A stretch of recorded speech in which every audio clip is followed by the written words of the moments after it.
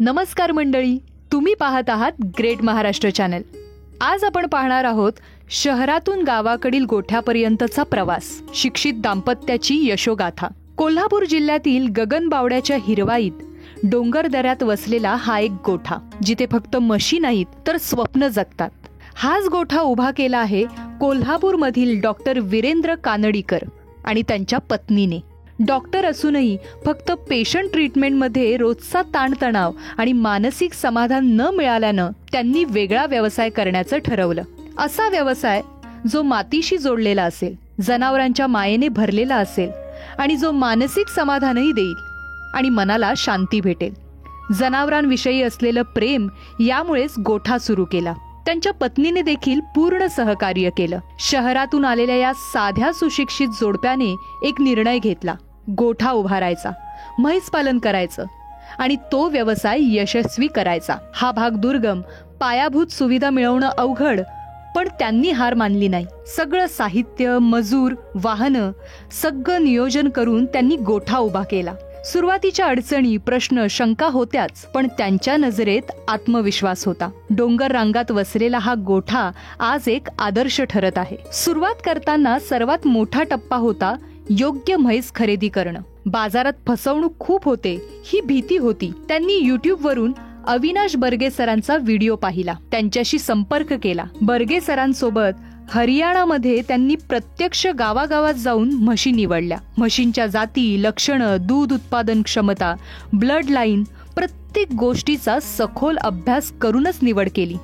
अविनाश सरांनी संपूर्ण ट्रान्सपोर्ट, औषधं, खाद्य आणि विश्वासू कामगार यांचं व्यवस्थापन केलं. डॉक्टरांची पत्नी एक विशेष उदाहरण आहे. शिक्षित, शहरात वाढलेली, तरी गोठ्यातील सगळी कामं स्वतः करते. त्या म्हणतात, हा व्यवसाय फक्त दूध देण्याचा नाही तर प्रेम देण्याचा आहे. मी गोठ्यात आरामात बसू शकते, जनावरांवरून हात फिरवू शकते, कारण त्या माझ्या कुटुंबाचा भाग आहेत. त्यांचा अनुभव सांगतो की या व्यवसायामुळे बँक, EMI, शहराचा ताणतणाव विसरायला झाला. निसर्गाशी एक नातं जुळलं. आज या गोठ्यात साधारणतः 40 म्हशी ठेवण्याची क्षमता आहे. गोठ्यात वापरलेल्या टेक्नॉलॉजीमुळे रिमोटनेही तो मॅनेज करता येतो. CCTV कॅमेरे, फोनवर कामगारांशी संवाद, यामुळे तुमचा प्रत्यक्ष उपस्थितीशिवाय सुद्धा गोठा नीट चालू शकतो. फक्त विश्वासू माणसं लागतात. डॉक्टर दाम्पत्याचा स्पष्ट संदेश आहे, तुमचं शिक्षण कोणतंही असो, जर तुम्हाला दुसऱ्या उत्पन्नाचा पर्याय हवा असेल आणि समाधानही हवं असेल तर मातीशी जोडलेला व्यवसाय नक्की करा. फक्त पैशासाठी नाही, तर एक नवं आयुष्य जगण्यासाठी.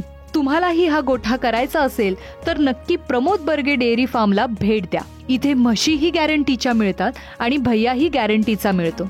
फक्त फोनवर न बोलता प्रत्यक्ष भेटा. फार्म बघा, म्हशी बघा, अनुभव घ्या.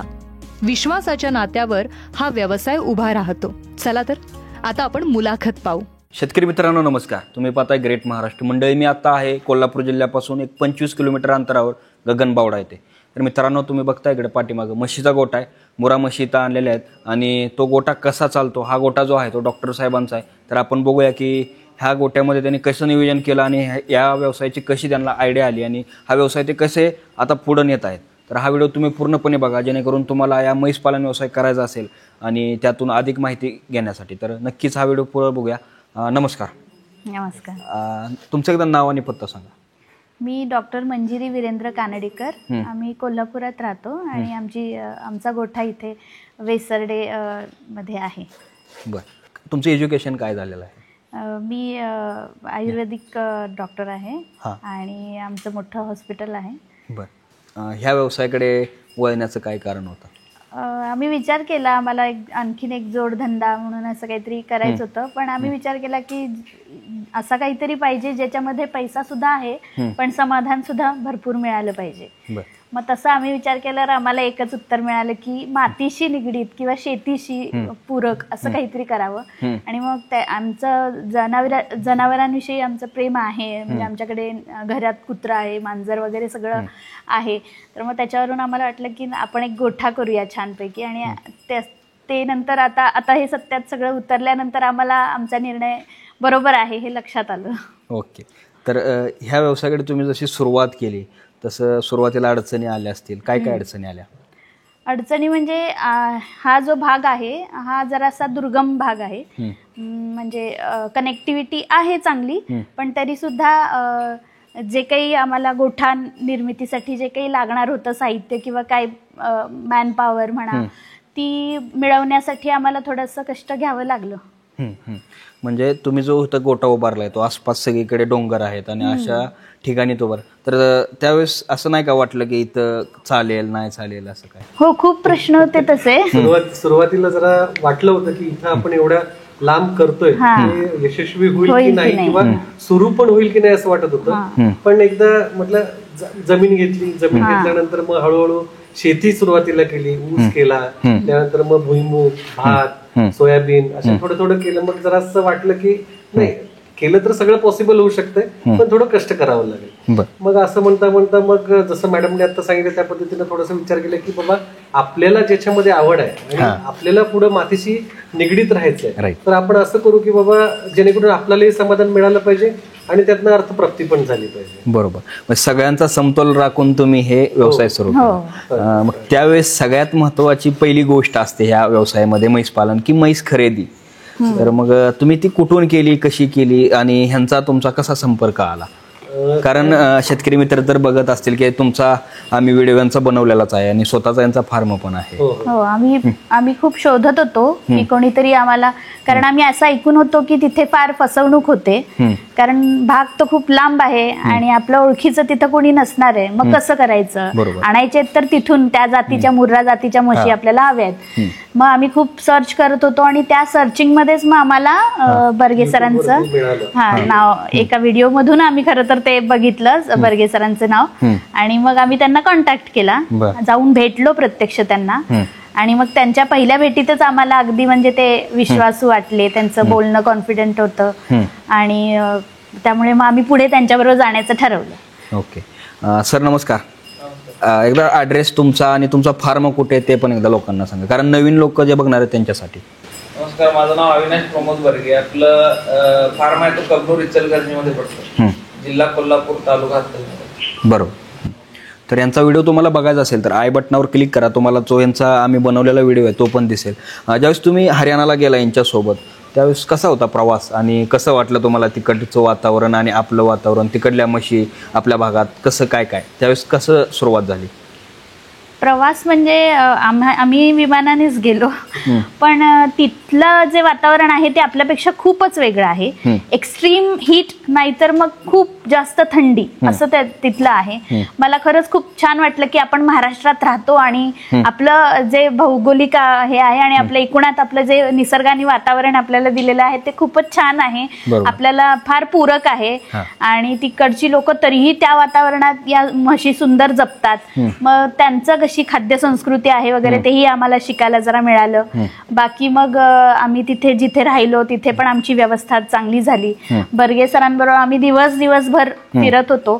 आमच्यावर कधी कुठलं प्रेशर आणलं गेलं नाही की बाबा बास आता इथेच सिलेक्ट करा किंवा बास आता थांबूया, असं झालं नाही. आम्हाला जोपर्यंत पटत नाही तोपर्यंत त्यांनी आमच्या बरोबर सहकार्य केलं आणि आम्हाला हव्या तशा म्हशी, म्हणजे त्यांनीही आम्हाला त्यात सहकार्य केलं की कशी निवडावी, काय असावं, कारण त्यातलं फारसं ज्ञान नाही. आम्ही त्यातलं शिक्षण घेतलं, म्हणजे थोडंसं आम्ही पण कोर्सेस केले त्या बाबतीतले, पण बर्गे सरांचं ज्ञान सुद्धा आम्हाला कामी पडलं आणि आम्ही चांगल्या म्हशी सिलेक्ट करू शकलो. ओके, तुम्ही दोघे पण तिकडे गेला होता? हो, मी दोघे गेलो होतो. ओके, म्हणजे व्यवसाय सुरू करताना तुम्ही ठामपणे ठरवूनच गेला होता? उतरलं तर दोघांनी उतरून मनापासून सगळ्या गोष्टी करायच्या. सुरू अडचणी जरी आल्या तर तिथं काही आपण थांबायचं नाही, कारण की अडचणी कुठल्या गोष्टी. आता आम्ही हॉस्पिटल पण चालू केलं, सुरुवातीला अडचणी आल्या, कारण की आता आम्हाला आता तर डबल अडचणी आल्यात. हॉस्पिटलचा पण व्याप सांभाळायचा आहे, प्लस इकडे पण लक्ष द्यायचं आहे. बरोबर. मॅडम, तुम्ही एज्युकेटेड आहात आणि इथं काम करायला आवडतं का? खूप आवडतं मला. म्हणजे मी कालच म्हणत होते की इथे आल्यावर ना काही स्ट्रेस किंवा EMIs, बँक आणि आपल्याला पुढे काय मुलाचं शिक्षण हे ते काही आठवत नाही. नुसतं आपण छानपैकी या म्हशांमध्ये फिरत असतो, त्यांच्यावरनं हात फिरवत असतो, त्यांना खायला देत असतो आणि निसर्गाबरोबर छान हे करत असतो. खूप छान वाटतं इथे उलट. गाव लेवल ज्यावेळेस गावाकडच्या महिला असतात हे तर रेग्युलर ते काम करतात आणि त्यांना त्यावेळेस काय वाटत नसतं, पण एक ज्यावेळेस एज्युकेटेड सिटी मधली जी महिला असते त्यांना गावाकडे आल्यानंतर ते जरा थोडं वेगळं वाटतं बघण्याचं, आणि शेवटी हा तर व्यवसाय शान शेण घाण असं म्हटलं जातं. तर तुम्ही कसं काय यात? नाही, मला असं वाटतं की जसा देश तसा वेश करावा माणसानी. आणि आपण गावाकडे आलो, गोठ्यात आलो तर मी गोठ्यात असल्यासारखी अगदी म्हणजे मी खाली सुद्धा बसू शकते आता सांगितलं तर, इतकं मी करते.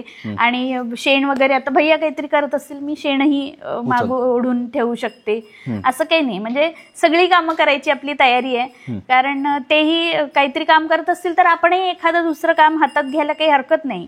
त्यांनाही थोडंसं सहकार्य होतं आणि आपल्यालाही आपल्या जनावरांशी एक नातं बनवता येतं, ते पण आपल्या बरोबर कम्फर्टेबल होतात. बरोबर. आपण आल्यावर ते घाबरायला लागले तर काहीच हे नाही. आणि सगळ्यात बिझनेस मधला एक यशस्वी होण्याचा हा जो मार्ग आहे तुम्ही निवडलेला, आणि तुम्ही जो बोलला आता, कारण तुम्हाला जर यातलं काय येत नसेल तर तुम्ही दुसऱ्यांच्या जेवर करू शकत कसं करणार. आणि जे आता कोण सिटीमधून असतात ज्यांना गावाकडे काहीतरी करायचं आहे, एक व्यवसाय करायचा आहे, आणि तो पण म्हैस पालन करायचा असेल, कोणताही व्यवसाय, पण ते स्वतःला करायची आवड त्यांना जर असेल तर हा व्यवसाय यशस्वी होऊ शकतो. तसं तुमच्याकडून पण हे दिसलं. तर यांच्याकडून ज्या म्हशी तुम्ही तिकडून आणल्या तिथं खरेदी करताना काय काय काळजी घेतली आणि तिथं कशी कशी खरेदी केली, नक्की काय असतो, आणि आता तुम्ही एक महिला तिथं जाऊन खरेदी करताय तर त्याविषयी काय सांगा?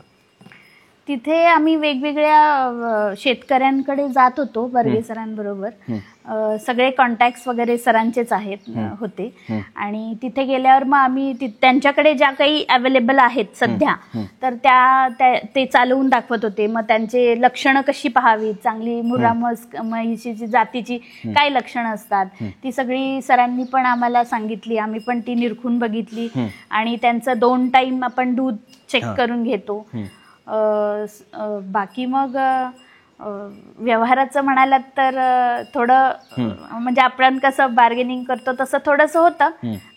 सर आहेत त्यामुळे आपल्याला काही फसवली जाण्याची तर तिथे हेच नाहीये. तुम्हाला कसं वाटलं सर तिथं? एकंदरीत चांगला अनुभव आला. म्हणजे सुरुवातीला मनात शंका होती की बाबा आम्ही तिथे गेल्यावर फसवले जाऊ का, पण सोबत बर्गे सर असल्यामुळे काय झालं की आम्ही इथूनच थोडस म्हणजे 50% आमचा जो स्ट्रेस होता तो इथून मला वाटतं पुण्यावरून आम्ही फ्लाईट केली होती. तिथं त्यांनी आम्हाला जाईपर्यंत जेवढा विश्वास दिला तिथंच 50% आमचा स्ट्रेस गेला. त्यानंतर तिथे गेल्यानंतर मस्त म्हणजे तिथे गेल्यावर पण त्यांनी छान आमची राहायची जेवणाची अगदी घरगुती सोय, म्हणजे जसं आम्ही इथं आमच्या घरात जेवतो राहतो तशी त्यांची सगळी सोय तिथे होती. मग तिथून गेल्यावर आमचा नियमित क्रम असायचा, सकाळी उठायचं की मग तिथं 6 वाजताच आम्ही तयार व्हायचो. 7 वाजता 7:30 वाजता घरातून बाहेर पडायचो. घरातून बाहेर पडलं की मग जसे इथं आपल्या इथं गोटे आहेत तर तिथे देखील तसे गोटे आहेत. मग सरांचे जे लिंक्स आहेत त्या ठिकाणी गेल्यानंतर तिथे गेलं की दाखवायचे बाबा ही म्हस विकणे आहे, ही म्हस देणे आहे. सरांनी मग काही लक्षणं आम्हाला जायच्या अगोदरच सांगितली होती, बाबा म्हस कुठल्या प्रकारे बघावी, म्हशीमध्ये काय काय गोष्टी बघाव्या, म्हस पहिल्या वेताची आहे, दुसऱ्या वेताची आहे, त्यानंतर तिची हिस्ट्री, किती लिटर दूध देते, तिच्या थणांचा जो आकार आहे, शेप आहे, त्या म्हशीची उंची, शिंगांचा आकार कसा असतो, म्हणजे याबद्दल आम्ही हे ज्ञान अगोदर घेऊन ठेवलं होतं. त्यात सरांचं ज्ञानमुळे आणखीन थोडीशी मदत झाली. आणि प्रत्येक गोष्टीच्या सिलेक्शनच्या वेळी सर तिथं स्वतः शेजारीच होते, म्हणजे फोनवरून विचारणं आणि असा काही भाग नाही. सगळ्यात महत्वाचं काय आहे की ज्यावेळेस आपण व्यवसाय सुरू करतो आणि एकदमच नवीन व्यवसाय आणि त्यातली काहीच माहिती नाही तुम्हाला, तर अशा वेळी ज्यांनी ऑलरेडी व्यवसाय आहे त्यांचा आणि ऑलरेडी त्यांचा तिथं कॉन्टॅक्ट आहे तर त्यांचा खरंच उपयोग तुम्हाला झालाय आणि तसं होतो का, तुम्हाला काय वाटतं? नक्की 100%. विदाऊट गायडन्स कुठलीच गोष्ट होत नाही. आणि कसं आहे की आता ह्या बाबतीतला तर लकीली म्हणायला गेलं तर माझी शेती पहिल्यापासून आहे आणि आमच्या घरात जनावर सुद्धा पहिल्यापासून आहे. तर थोडासा लहानपणापासून असल्यामुळे थोडासा टच होता, पण आता मेडिकल क्षेत्रामध्ये पडल्यापासून जवळपास एक 15-20 वर्ष याशी काही निगडीत असं काही नव्हतं. आणि त्यामुळे कसं आहे, जो शेवटी अनुभवी माणूस असतो आणि ज्याच्याकडून ज्यानं ते अनुभव घेतलेले आहेत, ज्यानं ऑलरेडी सगळ्या गोष्टी केल्या, बर्गे सरांचा अनुभव, त्याच्यानंतर त्यांचा डेअरी फार्म आम्ही स्वतः बघून आलो, त्यांच्या म्हशी कुठल्या प्रकारच्या आहेत, त्यांच्या म्हशी कशा आहेत. जो माणूस स्वतःकडे जर चांगली जनावरं घेत असेल तर तो आम्हालाही चांगली जनावरं घेऊन देणार या विश्वासानंच गेलो. तसं त्या पद्धतीने आम्हाला चांगली जनावरं मिळाली. ओके. तिकडून तुम्ही ज्यावेळेस म्हशी इथं आणल्या त्यावेळेस तुम्ही काय काय केलं आणि तिथं काय काय काळजी घेतली नक्की? तिथे म्हणजे आम्ही तिथून निघालो ज्या वेळेला आमच्या म्हशी ट्रकमध्ये लोड झाल्या त्यावेळेलाच आम्ही तिथून निघालो. आणि मग ट्रकमध्ये त्यांनी सगळे प्रकारची औषधं त्यांची आठवड्याभराची, त्यांचं खाद्य आठवड्याभराचं आणि जे काही त्यांना लागणार आहे मटेरियल ते सगळं त्यांनी तिथे घेऊन ठेवलेलं. 2 भैया त्यांच्याबरोबर आले म्हशींबरोबर आणि त्यांनी चांगलं आणलं. म्हणजे खूप मोठा प्रवास म्हशींनी करून आल्या, छान आल्या. खरं तुमच्या म्हशी सुखरूप आल्या? सुखरूप आल्या. अगदी सुखरूप. म्हणजे अक्षरशः तिथं ट्रक मध्ये म्हशी लोड करण्यापासून म्हणजे त्यांचा नेहमीचा म्हणजे हा कार्यक्रम असायचा की दररोज संध्याकाळी म्हशी भरायच्या, सकाळी पहाटे उतरवायच्या, दिवसभर त्यांना रेस्ट करवायची, त्यांची दुधं काढायची, टाइम मध्ये दुधं काढायची, त्याच्याबरोबर त्यांचे बछडे म्हणजे पिल्लं आहेत त्यांना सुद्धा फिडिंग करायचं, त्यानुसार त्यांना विश्रांती दिवसभर करवायची, पुन्हा संध्याकाळची पुन्हा ट्रक लोड करायचं. म्हणजे हे काम असं खूपच अवघड आहे. कारण की 1-2 म्हशी नाही आहेत तर 10-15 म्हशी, 10-12 म्हशी भरायची, त्याच्याबरोबर 10 पिल्लं, त्याच्याबरोबर त्यांची सगळी, त्याच्याबरोबर त्यांची सगळी खायची साहित्य, पुन्हा लोड अनलोड सगळ्या गोष्टी करायचं. खूप कष्टाचं काम आहे. पण एवढं करून सुद्धा ह्या मशीननी पण एवढा लांबचा प्रवास चांगला केला. आणि त्या भैयानी पण अक्षरशः कौतुक केलं पाहिजे की त्यांनी व्यवस्थित जसं आम्हाला शब्द दिला होता तसं यांच्या शब्दाप्रमाणे त्या म्हशी सुद्धा इथं व्यवस्थित सुखरूप पोहोचल्या. बरोबर. आता महाराष्ट्रातल्या ज्या महिला आहेत त्या पारख करण्याच्या बाबतीत सगळ्यात हुशार आहेत, तुम्हाला पण माहित असेल. तर म्हशीमध्ये तुम्ही पारख ज्यावेळेस करत होता त्यावेळेस काय स्वतःचं म्हणजे माइंडनं काय पारख केली का कोणती म्हैस, किंवा त्यात काय बघितलं, तिथलं जे खाद्य होतं आपल्यातलं खाद्य यामध्ये तुम्हाला काय डिफरन्स वाटला? तिथे त्यांचं जास्त करून म्हणजे त्यांना निसर्गाच्या म्हणजे वातावरणामुळे त्यांच्याकडे हिरवा चारा जास्त नाहीये, त्यामुळे त्यांचा प्रेफरन्स हा सुक्या चाऱ्यावरच असतो जास्त. तर तोच जास्त आहे. आणि पशुखाद्य एक दिलं जातं त्यांच्याकडे, तर त्याच्यावरच त्या म्हशी असतात. म्हणजे हिरवा चारा अगदी नसल्यासारखाच. हा, आपल्याकडे काय फरक पडत असेल तर तो हिरव्या चाऱ्याचा फरक पडतो. बरोबर. बाकी मग पारख म्हणायला तर मग सरांनी सांगितलं तसं मग उंची बघायची, थान कसे आहेत, मग आकार कसा आहे, शिरा, थानावरच्या शिरा किंवा तोंडावरच्या शिरा ते रवंथ करत असतात त्यामुळे त्या शिरा कशा आहेत. जे मुरा जातीची म्हैस असते तिचं जे शिंग असतं ते गोल असतं, म्हणजे ते उघडलेलं नसतं, असं चिकटलेलं गोल असतं. तर ते उघडलेलं नसावं असं बर्गे सरांनी पण आम्हाला त्यावेळेला सांगितलं. मग ते तसं आम्ही बघत होतो. बाकी मग इतरही काही जे आहेत लक्षणं ती थोडीशी पारखून आम्ही घेतलीत. आणि आम्हाला असं अनुभव आला की जे काही आम्ही घेतलं तिथे जे घेतलं तेच इथं आम्हाला मिळालेलं आहे. कारण असं आम्ही बरेच ऐकलेलं की तिथे आम्हाला 12 लिटर सांगितलं आणि इथे आल्यावर तिने 7 लिटर दिलं, 6 लिटर दिलं, आम्हाला नुकसान झालं असं आम्ही ऐकलं. पण तसं काही आमच्या बरोबर झालं नाही. आम्हाला जे तिथं मिळालं तेच इथं मिळालं. बरं. टोटल यामध्ये किती इन्व्हेस्टमेंट झाली आहे बघा? फार्मसाठी सर्वसाधारणतः गोठ्यासाठी, त्याच्यानंतर स्टोअर रूम, त्यानंतर भैया लोकांची राहायची सोय.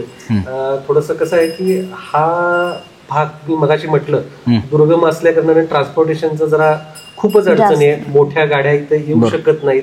त्यामुळे ज्या काही वाहतूक करायच्या आहेत तर छोट्या छोट्या गाड्यातून, म्हणजे जी गोष्ट एकदा 10 टनामध्ये येणार तर ती आम्हाला 4-4 टनामध्ये 3 वेळा आणावी लागायची. त्यामुळे थोडासा आमचा इथं ट्रान्सपोर्टेशनसाठी खूप खर्च झालाय. त्यामुळे सर्वसाधारणतः हा गोठा आणि हा परिसर थोडा कन्स्ट्रक्ट करायला आम्हाला एक सर्वसाधारणतः अंदाजे एक 15 लाखाच्या आसपास खर्च आलेला आहे गोठा बांधणीसाठी. गोठा बांधणीसाठी, गोठा बांधणी, खोली स्वतंत्र, त्यानंतर स्टोर रूम, या सगळ्या गोष्टी करण्यासाठी. बरोबर आहे. कारण एखादं घर आपण एका मशीनसाठी बांधतो ते परफेक्टली सगळं उंची, लांबी, रुंदी, थोडस हवेशीर, या सगळ्या गोष्टी. आणि ज्यावेळेस तुम्ही हे म्हशी आणल्या इथं त्यांना चाऱ्याचं नियोजन आधी केलं होतं का? हो, चाऱ्याचं नियोजन जवळपास 1 महिना आधी आम्ही करून ठेवलं होतं, म्हणजे सुका चारा. ओके. आता ह्यांना जो चारा सगळा तुम्ही देताय तो विकतचा आहे का कसा आहे? सुका चारा हा विकतचा आहे. आणि त्यामध्ये थोडस आम्ही मुरघास आम्ही स्वतः तयार केलेली आहे. त्याचबरोबर ओला चारा, म्हणजे जे आपण हत्ती गवत वगैरे जे म्हणतो, तर तो ओला चाऱ्याचं स्वतःची शेत इथं असल्या कारणानं त्यामध्येच आम्ही त्याची पैदास केलेली आहे. ओके. मग आता हा बिझनेस तुम्हाला वाटतोय का प्रॉफिटेबल आहे? नक्कीच. नक्कीच. म्हणजे त्यात काही डाऊट नाहीये. प्रॉफिटेबल इन द सेन्स बऱ्याच गोष्टीमध्ये प्रॉफिटेबल आहे, स्वतःच्या शरीरासाठी पण आहे, मानसिक समाधान आहे, आर्थिक समाधान तर ते देतच आहे. आता मी प्रॉफिट प्रत्येक गोष्टीत पैशात मोजला तर नाही चालणार, आम्ही तो बाकीचाही प्रॉफिट मोजतो. बरोबर, कारण ह्या व्यवसायामध्ये छोटे छोटे प्रॉफिट पण भरपूर आहेत, कारण याच्यापासून जी म्हैस तयार होईल ती आपलीच प्रॉफिट आहे. पुढचा प्रॉफिट माझं कालचं एक बघितलं, म्हणजे माझा अनुभव सांगतो की माझं स्क्रीन टाइम कालचं फक्त 20 मिनिटं आहे. मोबाईल स्क्रीन टाइम फक्त माझा 20 मिनिटाचा आहे. नाहीतर दररोज मला मोबाईलवरती मेसेज बघणे, त्यानंतर रिपोर्ट्स बघणे पेशंटचे, त्याच्यामध्ये एवढा वेळ जातो की खूप टाइम स्क्रीनला द्यायला लागतो. म्हणजे माइंड रिलॅक्स करायला सुद्धा हे योग्य तुम्हाला साधन भेटलं, कारण जे दुसरीकडे भेटलं नसतं किंवा मन तसं लागलं नसतं. आता एकूण किती उत्पन्न भेटण्याची अपेक्षा आहे तुम्हाला? तर कसं आहे की आमची ही सुरुवातच आहे, त्यामुळे आम्ही उत्पन्नापेक्षा असा विचार करतोय, जे आम्ही प्रोडक्ट्स तिकडनं घेऊन आलो तर त्यांच्यामध्ये क्वालिटी निर्माण करायची. त्याचबरोबर मी म्हैस म्हणजे रेडा एक आणलाय, तो पण अतिशय सुंदर आहे, ज्याची उंची, लांबी, त्याच्यानंतर तो 2 दाताचा आहे. त्याचबरोबर त्याच्या मदर रेकॉर्ड मध्ये त्याची आई म्हणजे जी मुरा म्हैस आहे तिचं साधारणतः 22 ते 24 लिटर पर्यंत दुधाची विक्रमी उत्पन्न आहे त्याच्यामध्ये. तिथं तुम्हाला त्यांनी सांगितलं? तिथं सांगितलं. मग थोडीशी ब्लड लाईन आणि ह्या गोष्टी बघून थोडस घेतलेलं आहे. बरं, म्हणजे तुम्ही इथोच ब्रीडिंगसाठीच तुम्ही? ब्रीडिंगसाठी खास तो घेतलेला आहे. ओके. मग आता तुम्ही म्हणताय की आता ही तुमची सुरुवात आहे, तर या किती कॅपॅसिटीचा गोठा आहे टोटल? हा साधारणतः 40 म्हशी बसतील या कॅपॅसिटीचा गोठा आहे. पुढं वाढवण्याचं आहे का? हो, वाढवायचं आहे नक्कीच. आता शेतकऱ्यांना यांच्याकडून किंवा ज्यांना कुणाला म्हशी घ्यायच्या असतील तर तुम्ही यांना पर्सनली रिकमेंड कराल का? नक्की, 100%. मी तर म्हणेन की ज्यांनी तुम्ही नवीन गोठा तयार करायचा विचार करत असेल किंवा ज्यांच्याकडे त्याची साधन सामुग्री असेल तर त्यांनी बर्गे सरांचं फार्मला एकदा व्हिजिट द्यावी, बर्गे सरांबरोबर जाऊन तिथं चर्चा करावी, त्यांच्याशी प्रत्यक्ष बोलावं आणि त्यांच्या काही अडचणी त्या समोर मांडावेत आणि नक्की त्याचा फायदा त्या शेतकरी मित्रांना होईल. म्हशी काय किमतीने तुम्हाला भेटल्या? सर्वसाधारणतः ॲव्हरेज शेवटी तिथं कसं असतं की लाईन, मी ब्लड लाईन जसं म्हटलं तसं किती लिटर दूध देते आणि त्याची ब्लड लाईन काय आहे, त्यानंतर त्या कितव्या बेताची आहे, यावरती त्यांच्या थोड्याशा किमती ठरतात. तर सर्वसाधारणतः आम्ही घेतले तर त्यापैकी पहिलारू म्हैशी पण आहेत आणि त्याच्याबरोबर सगळ्या जवळपास दुसऱ्या वेताच्या वगैरे अशा सगळ्या म्हैशी आहेत. तर एक ॲव्हरेज अंदाजे साधारणतः 1,30,000च्या आसपास म्हैस जाते. म्हणजे तेवढ्या तुम्हाला येतं आणि ट्रान्सपोर्ट चार्जेस वेगळे? ट्रान्सपोर्ट चार्जेस वेगळे. सर्वसाधारणतः ट्रान्सपोर्टेशनसाठी 1 लाखापर्यंत खर्च आला. ओके. तर मॅम तुम्हाला एक सगळ्यात महत्त्वाचा प्रश्न आहे की जे एज्युकेटेड लोक आहेत त्यांना त्यांच्या गावाकडे शेती आहे, पण तिथूनच त्यांना कधीतरी रविवारी जाऊन तिथं शनिवार रविवारी हे, तर हा व्यवसाय ते करू शकतात का? करू शकतात. काही म्हणजे आता CCTV सारखी टेक्नॉलॉजी आलेली आहे, त्याचा एक आपल्याला खूप चांगला वापर होऊ शकतो. आणि बाकी म्हणायला तर आपले जे काही शेतात काम करणारे आहेत, भैया लोक आहेत, तर त्यांच्याशी पण आपलं एक नातं व्यवस्थित ठेवावं लागतं. बरोबर, कारण तेही काही पोटापाण्यासाठी ते आपल्याकडे काम करत असतात, तर त्यांच्याशीही तुम्ही जरा जास्त थोडे द्यावे लागले तर द्या, पण तुम्ही पण रिमोट वरून तुम्ही जर कंट्रोल करणार असाल तो तुमचं व्यवसाय, तर थोडंसं तसं केलं तरी चालेल, पण करता येऊ शकतं, नाही असं नाही. आता आम्ही पण सर्वसाधारणतः म्हणजे आमच्या गोट्यापासून 25-30 किलोमीटर लांब राहतो आणि आता इथं आम्ही CCTV आणि बाकीच्या सगळ्या गोष्टींची सगळी सोय केलेली आहे. त्यामुळे आम्ही अक्षरशः म्हणजे CCTV वरती बघून बाहेर लोकांना कधी पण फोन करून विचारतो, बाबा काय आहे काय नाही आहे. तर तेवढं आहे सोपं, पण त्या लोकांशी पण आपलं बॉन्डिंग घरातल्या माणसांसारखे असायला पाहिजे, माणसासारखं असायला पाहिजे. बरोबर. आणि टेक्नॉलॉजीचा पण वापर करता आला पाहिजे. जास्तीत जास्त जेवढ्या टेक्नॉलॉजीचा तुम्ही वापर कराल तेवढा हा धंदा खूप यशस्वी होतो. बरोबर. सर, आता तुम्ही पुढे जे कुठं म्हशी वगैरे विक्री त्यासाठी तुमचं थोडं सांगा शेतकऱ्यांना, ज्यांना कुणाला हे करायचं असेल तर, कारण आतापर्यंत तुम्ही बऱ्याच ठिकाणी तर दिलेल्याच आहेत. आता काय रेट चालू आहेत आणि कसं सांगा? रेट हा काय फिक्स नसतो. शेवटचा सरांनी पण म्हटलं की ब्लड लाईन वरती रेट असतो, म्हणजे जशी क्वालिटी असेल तसा रेट राहणार. मग कसं आहे, आता आपल्या इथं हरियाणामध्ये 1,10,000 पासून 5 लाखापर्यंत म्हशी. आपल्याला कशी चॉईस करायची आपल्यावरती. बरोबर. म्हणजे आपण चूज केल्यानंतर त्याची किंमत ठरते. नाही तसं नाही, क्वालिटी वाईज रेट ठरते.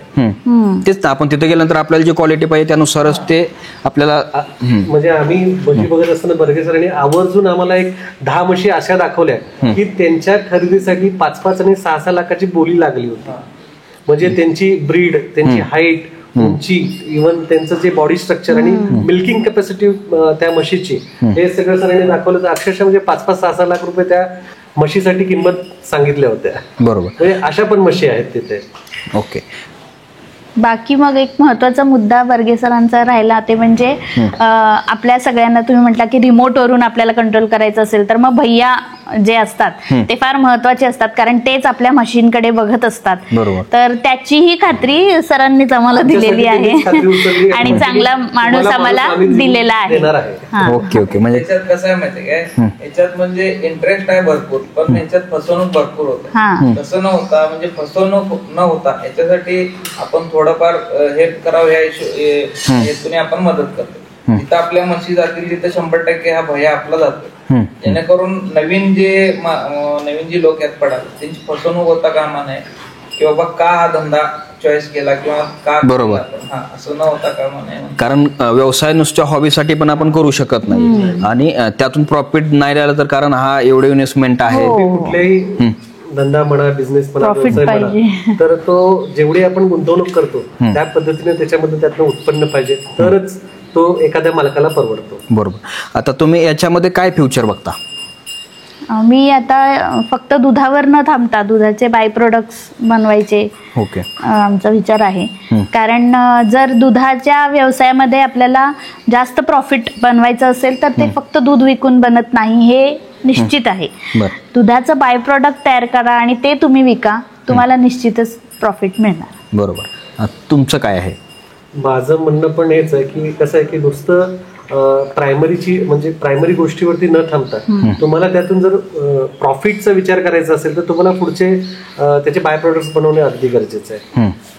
तुम्हाला दोघांना पण एक सगळ्यात महत्त्वाचा प्रश्न आहे की तुम्ही ह्या रिलेटेड पहिल्यांदाच बिझनेस करताय आणि आपला यूट्यूब चॅनल बघून, हे व्हिडिओ बघून बरेच नवीन जे आहेत व्यावसायिक जे सिटीमध्ये आहेत त्यांना शेतीशी काही संबंध नाही आणि हा व्यवसाय करायचा आहे, तर तुमची अशी काही फसवणूक झाली का आणि तिथं तुम्ही वाचला आहात किंवा तुमची तशी काही फसवणूक होऊ शकते, त्यांच्या माहितीसाठी तुम्ही ते सांगा. सर्वप्रथम म्हणजे कसं आहे की तुम्ही जर शेतकरी नसाल, समजा काही दुसरे उद्योग करत असाल किंवा डॉक्टर असाल, इंजिनियर असाल, काही दुसरे बिझनेस असतील, तर तुम्ही जर हा बिझनेस म्हणून जर चालू करायचा विचार करत असाल तर तुमची पहिली फसवणूक ही म्हैस खरेदी करतानाच होऊ शकते.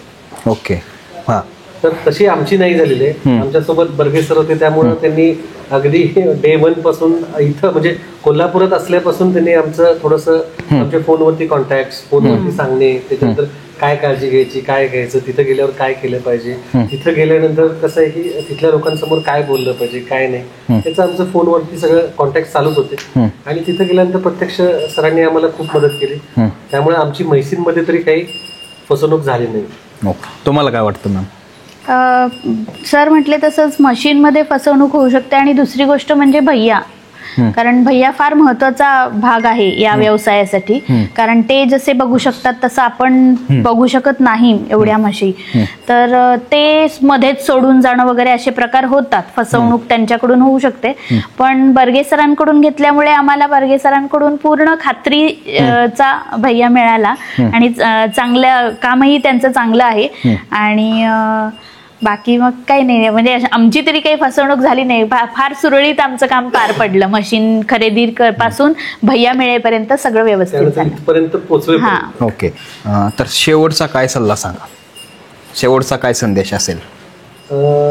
मी नक्की म्हणेन की जर कोणी हा बिझनेस चालू करण्यासाठी इंटरेस्टेड असेल तर त्यांनी नक्की एकदा बर्गे सरांच्या डेअरी फार्मला व्हिजिट करावी, त्यांच्याशी प्रत्यक्ष भेटावे, फोनवर कॉन्टॅक्ट न करता प्रत्यक्ष भेटावे. म्हणजे कसं आहे की प्रत्यक्ष भेटल्यावरती पण माणूस बघितल्यावरती लक्षात येतो की बाबा हा माणूस विश्वास ठेवण्याची पात्र आहे की नाही. तो विश्वास प्रत्यक्ष सरांशी भेटल्यावरच येईल की अगदी नाही, हा यांचा डेअरी फार्म बघितल्यावरच लक्षात येईल की यांच्याकडे जनावर चांगल्या क्वालिटीचे आहेत म्हणताना सर आपल्याला चांगली देतील. ओके. तुम्ही काय मॅम?